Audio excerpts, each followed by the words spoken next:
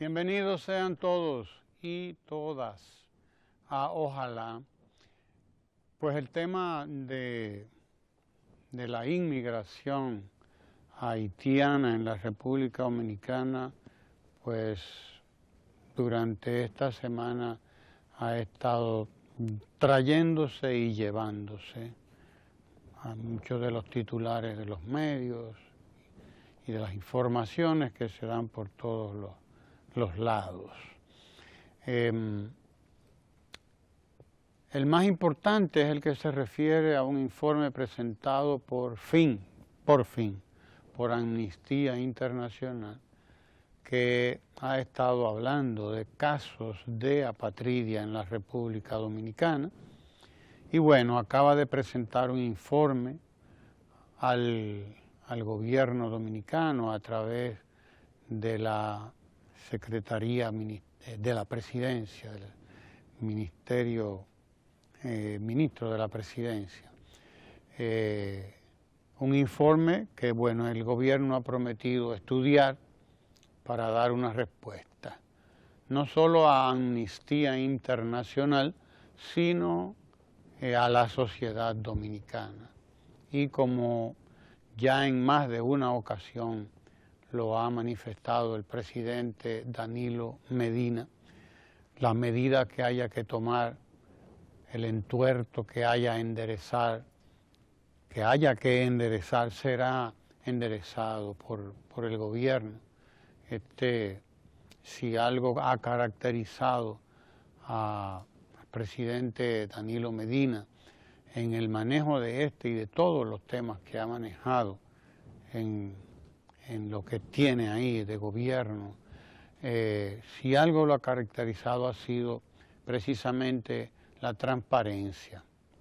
La transparencia, la honestidad, la prudencia en el manejo de todos los temas que ha tenido que manejar, y sobre todo que es un tema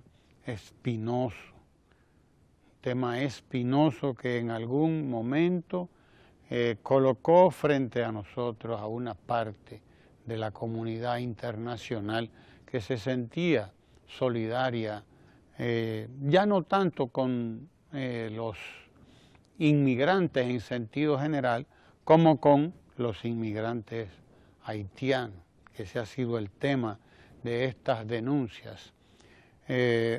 Ahora Amnistía Internacional ha presentado un estudio que, según ellos, pues demuestra o presenta pruebas, casos de personas que han quedado en un limbo, ¿no?, fruto de las decisiones que se tomaron en su momento. El gobierno ya estudiará el caso y responderá, como bien ha dicho el gobierno a través de sus voceros. El presidente de la República fue claro al decir que no entiende, no sabe en qué se fundamenta Amnistía Internacional para las denuncias que ha estado haciendo, y que de todas maneras, bueno, el gobierno estudiará el informe que ha presentado Amnistía Internacional. Y cualquier institución, organización internacional que presente cualquier informe sobre este tema. Un tema que hay que decirlo, hay que repetirlo todos los días, permanentemente, fue manejado con mucho tino por la presidencia, con mucho tino, con mucha justicia, con mucha prudencia, con mucha solidaridad incluso, porque como dijo el presidente Danilo Medina en su momento, dijo, este es un tema de humanidad.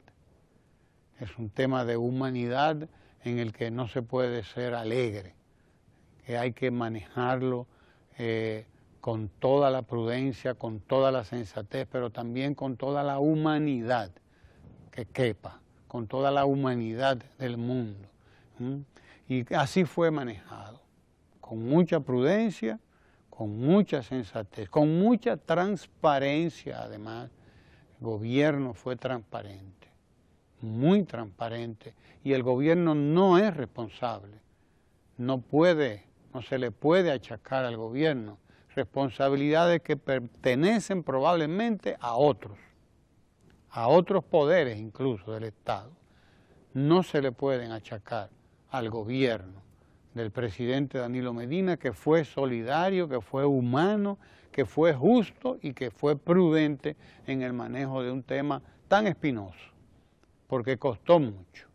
No solamente costó en términos económicos, porque representó una inversión para el gobierno, una inversión que no estaba presupuestada incluso, cosa que debieron tomar en cuenta las instituciones que se destaparon con una decisión sobre este tema. Debieron tomar en cuenta lo que iba eso a costar si querían actuar en solidaridad con el gobierno y en solidaridad con la concepción que debe gobernar las relaciones entre los poderes del Estado.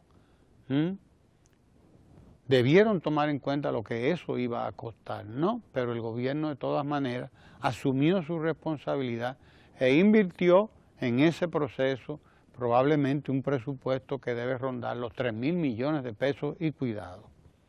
Y cuidado, el gobierno invirtió lo que tenía que invertir, creó las instancias que tenía que crear. Todas las personas que fueron regularizadas en ese plan formidable, que se hizo no solamente rápido, sino que también se hizo bien y sin faltar el respeto a ningún migrante, sin faltar el respeto. Todas las instancias y todas las decisiones que hubo que crear y que hubo que tomar fueron tomadas.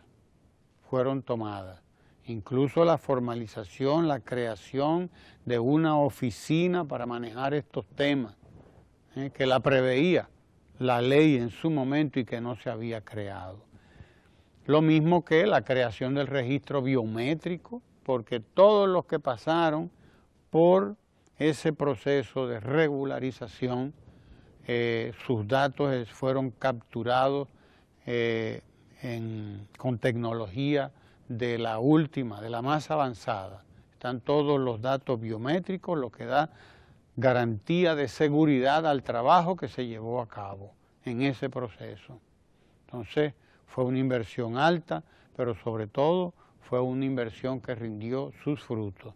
Decenas de miles, probablemente más de 200.000, si mal no recuerdo, 200 y tantos mil inmigrantes fueron legalizados, ciudadanizados, otros fueron regularizados en una condición en la que les permite que en cuestión de 2 años, es decir, casi ya ahorita pueden optar por la ciudadanía, por la naturalización o la nacionalización, como se le quiera llamar, en cuestión de 2 años, oiga usted, ya prácticamente ahorita pueden optar por la ciudadanía, por la nacionalización o naturalización, como quiera que se le llame.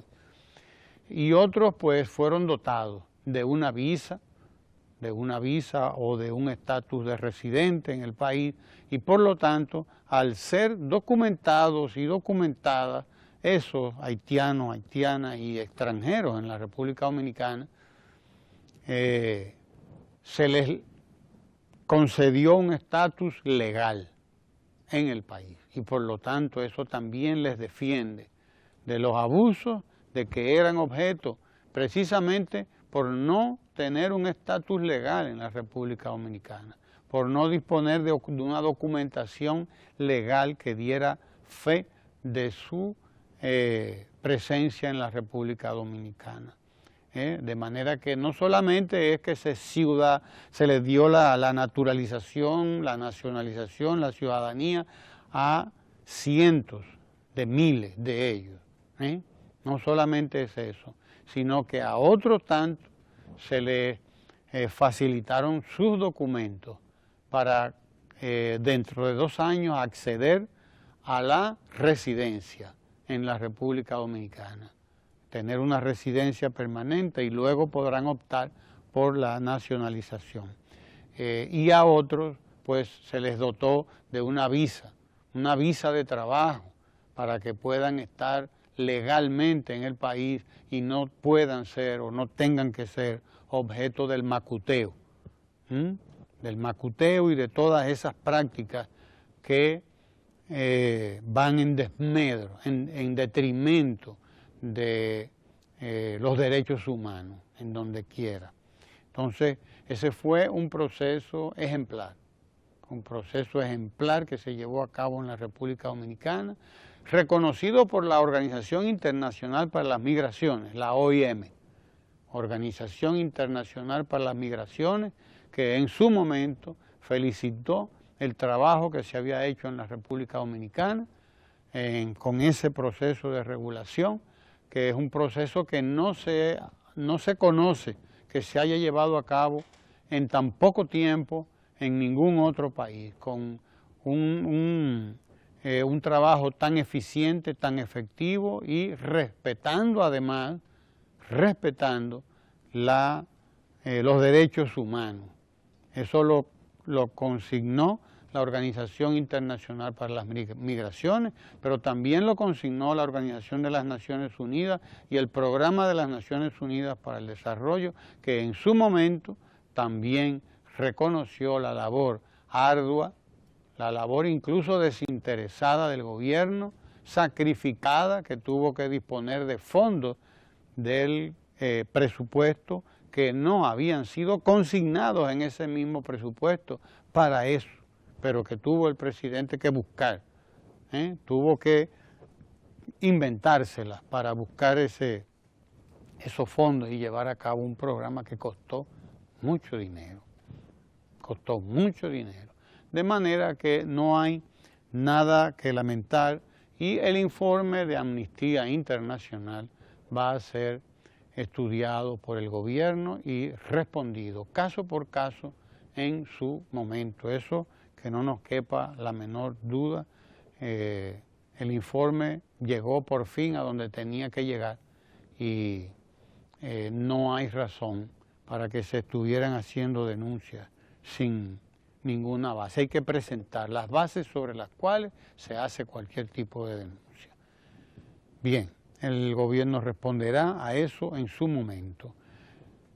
El Colegio Dominicano, Colegio Médico Dominicano y el gobierno dominicano ya acaban de entrar en la fase final de sus negociaciones.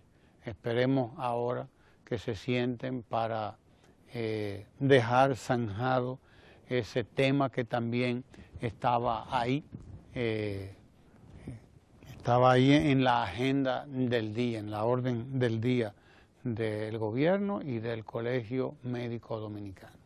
El gobierno ha reiterado su propuesta al Colegio Médico, a los médicos del país, que no pueden ser en mejores términos.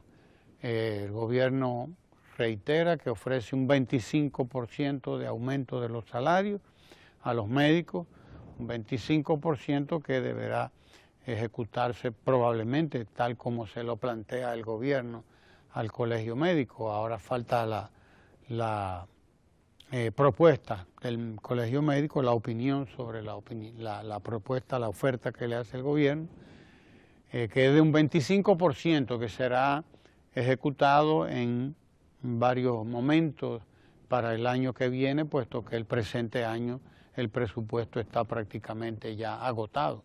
Estamos entrando ya prácticamente en el mes de octubre, son los 3 últimos meses del año, pues no se puede pretender que en este año ya finalizando, pues se pueda hacer un aumento de sueldo retroactivo a un presupuesto que ya está prácticamente agotado. De manera que la propuesta del gobierno es que se aumenten los ingresos del personal médico en la República Dominicana a partir del presupuesto de 2017, es decir, del año que viene, en una proporción que el gobierno plantea de 10, 15 o 10, 10, 5, 25% en la primera mitad del año que viene, pero quizá esa sea la propuesta menos importante o lo menos importante de la propuesta que hace el gobierno. Quizás eso sea lo menos importante, ese 25% de aumento del salario. Lo más importante es que el gobierno ofrece a los médicos un aumento de un 10% por la certificación, de un 15% por la certificación o recertificación, es decir, por todos los estudios que hacen permanentemente los médicos para actualizarse, para mantenerse al día, quiero decir, ¿no? Que se agregan al otro 25%, un día un 15% que ya va sumando 35-40% de aumento salarial, con un 10%, un 15% por certificación, o sea, o recertificación. A eso habría que agregarle un 10% de incentivo por razones de distancia. Si un médico, una médica tiene que viajar de un sitio a otro para poder llegar a su sitio de trabajo, pues entonces tendrá un 10% más de aumento en su salario, lo que ya lleva de un 40 a un 50% ese aumento, ¿no? Y por eficiencia, por entrega, por etcétera, otro 10% si tiene que ir a un lugar lejano, más lejano, la frontera, cualquier otro sitio. Es decir, de 10 en 10 el aumento puede llegar hasta un 60, un 70% y cuidado hasta más. De manera que el 25% que ofrece el Estado de aumento salarial para el presupuesto del año que viene a los médicos es quizás lo menos importante. Lo más importante es todo lo otro, que puede convertir ese aumento en un 60, un 70% en un año. De manera que la propuesta que ha hecho el gobierno, ahí está en pantalla. Atención primaria 10%, certificación o recertificación 15%, desempeño 15%, por distancia de un 20, entre un 10 y un 20%, un total de aumento que es un 60% al 50%, ¿no? Si se le suma el 25%, que es total del aumento general que está arriba, ya usted lo puede ver, que el salario de un médico puede aumentar de un 85 a un 75%.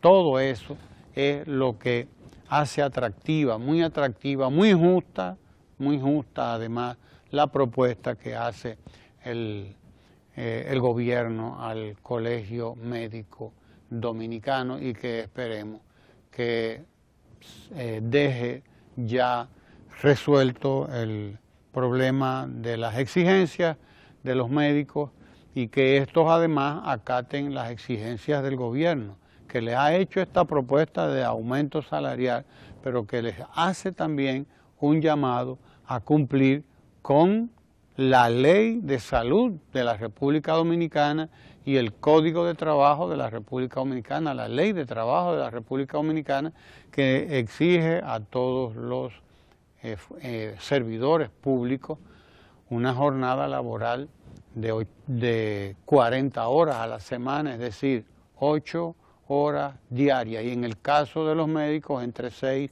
y 8 horas, es decir, entre 30 y 40 horas de trabajo, que deberán cumplir en la forma en que lo escojan, en la forma en que se pongan de acuerdo con sus superiores en los centros de atención médica, pero que deben cumplir, porque la verdad es que las denuncias están ahí, documentadas, estudios de organismos internacionales muy serios que hablan de que buena parte del personal médico apenas asiste 2 horas a 3 horas a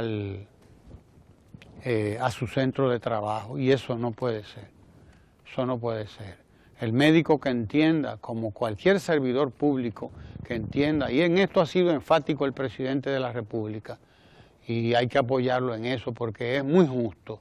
El que no esté dispuesto a dar lo que tiene que dar por el salario que se le paga, debe renunciar. Debe renunciar a ese salario porque no lo necesita y que se lo deje a otra persona que sí va a rendir, que sí va a cumplir con la función que le exige el Estado. Cualquier cosa se puede negociar, hasta los salarios, como bien ha dicho el presidente, y como lo está haciendo, está negociando ese aumento de salario. Lo que no se puede negociar es el cumplimiento de la jornada de trabajo. Eso es lo que no se puede negociar, que es de 30 a 40 horas en el caso de la ley de salud de la República Dominicana, que exige a los médicos su presencia en los centros de salud, 6 a 8 horas todos los días, como todos los servidores públicos. De manera que esa es la parte que no es negociable y el gobierno ha sido claro, ha sido enfático en eso. Ojalá que esto pues ya quede resuelto en los próximos días. Don Guillermo. Ramón, el presidente de la República retornó en el día de ayer al país a las 4 de la tarde, vino por el Aeropuerto Internacional de las Américas, José Francisco Peña Gómez, y bueno, acompañado de la reducida comitiva con la que viajó a la ciudad de Nueva York. Y hay que destacar la impresión que causó el discurso del presidente ante la Asamblea General de las Naciones Unidas.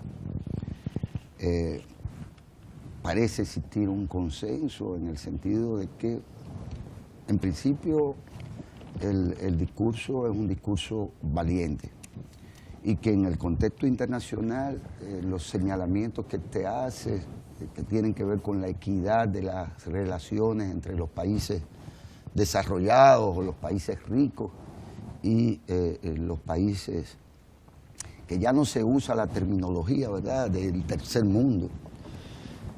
Ni siquiera se habla de en vías de desarrollo, sino los países pequeños de economía. Emergentes, a veces les llaman. Sí, a veces se les llama de esta forma. Pero lo más importante parece ser que hay un consenso en el sentido de que el presidente puso el dedo en la llaga, en lo que tiene que ver particularmente con estas desigualdades del intercambio comercial.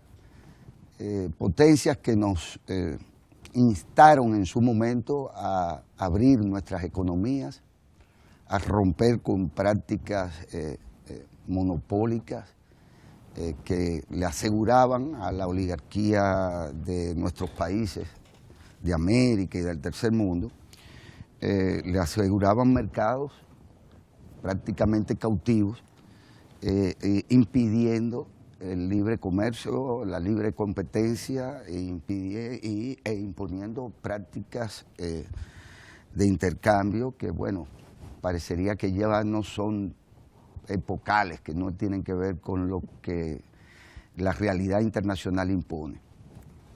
Y el presidente pues destacó cómo particularmente a nuestros productores agropecuarios, a nuestros productores agrícolas, a nuestros productores y exportadores, se les niega la posibilidad de que el Estado tenga políticas de subsidios, cuando efectivamente ellos mantienen, por encima de la lógica de los acuerdos y tratados comerciales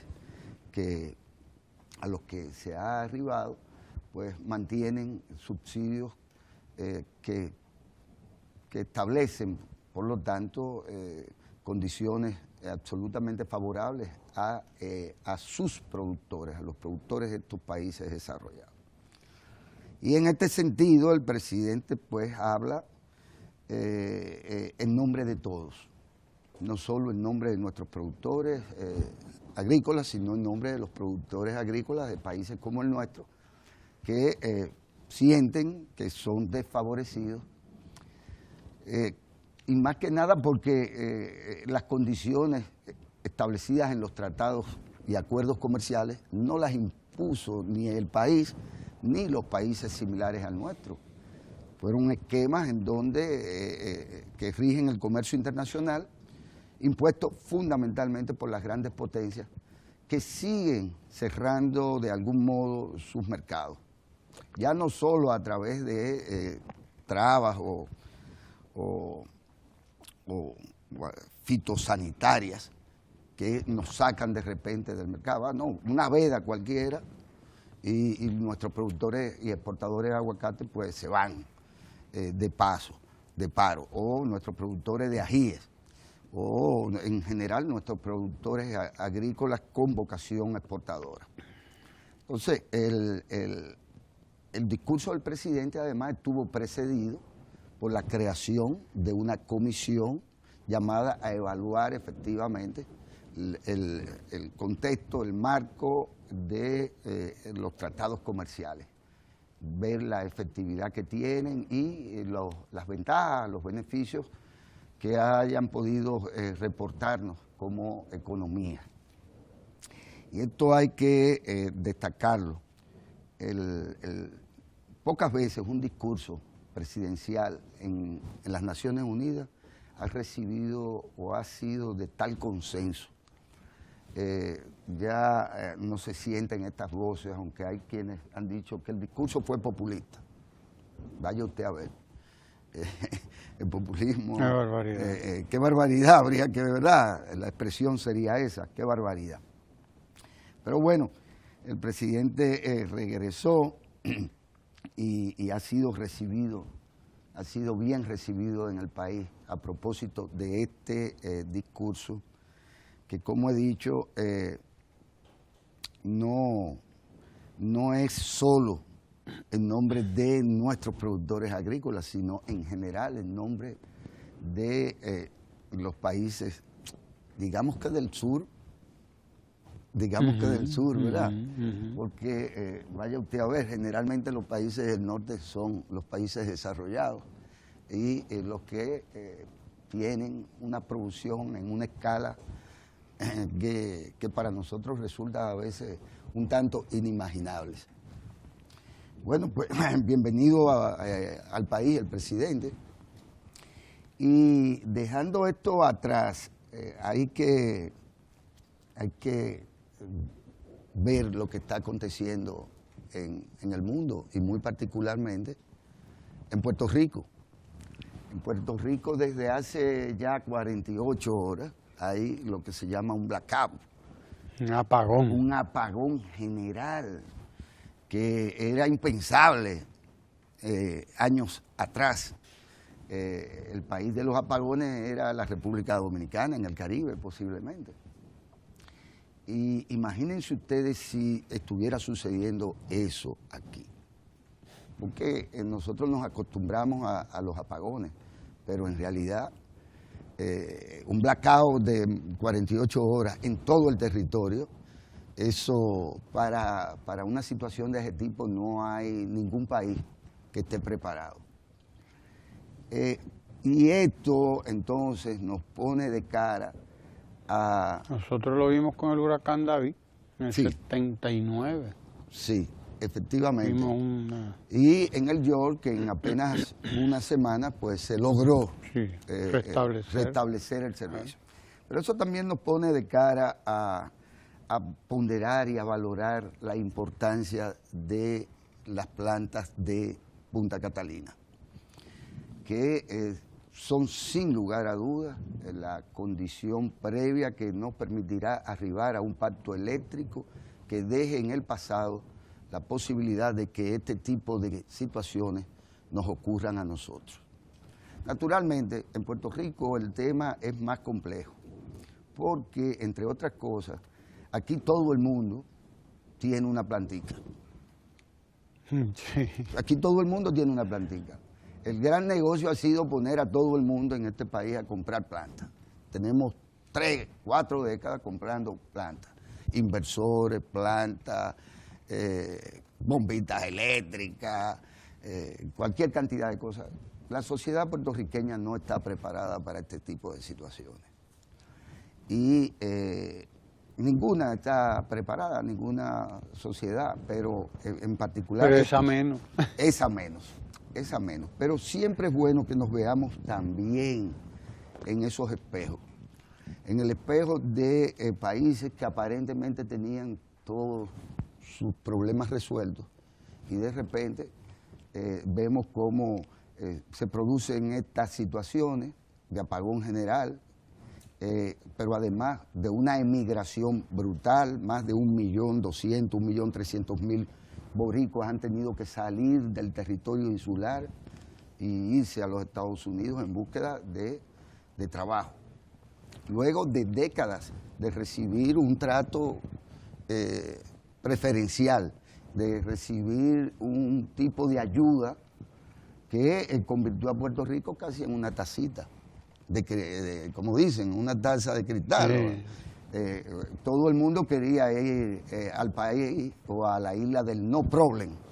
Bueno, pero el no problem resulta ser que ya no es una característica de esta hermana isla. Y insisto, pienso que este tipo de situaciones hay que llamar la atención sobre ellas porque es parte de lo que tenemos que cuidarnos en el futuro y para lo que el presidente de la República, con mucha visión de largo alcance, pues ha tenido la previsión de dotar definitivamente el Parque Energético Nacional de unas plantas con una tecnología amigable, con una capacidad de generación que nos pone, nos protege de ese poder que tenían las compañías generadoras y distribuidoras de incluso chantajear al país, hasta el punto de que los apagones eran apagones, se decía que no me pagan, apago. No me pagan, apago. Allí doy energía y aquí no la doy. No importa si usted consume la energía, usted paga la energía que usted consume, usted me tiene que pagar la que consumen quienes no pagan. Una relación, en ese barrio no pagan, entonces el que paga viviendo en ese barrio también sufre el tema energético. Pero bueno, lamentamos que esté ocurriendo esta situación en la isla de Puerto Rico. Yo pienso, Ramón, que se nos ha ido el tiempo y tenemos tres invitados con los cuales usted va a conversar. Sí, tenemos a Rita Ceballos, que ha estado aquí antes ya, en el Ministerio de Educación. Ricardo García, que es el administrador general del Jardín Botánico Nacional, y Magino Corporán, que es director del CONADIS, el Consejo Nacional para la Discapacidad. Con ellos vamos a estar conversando. Magino no trabaja aquí. Ya lo vamos a contratar a Magino. Comenzamos contratando a Joel, que es el traductor del lenguaje de señas.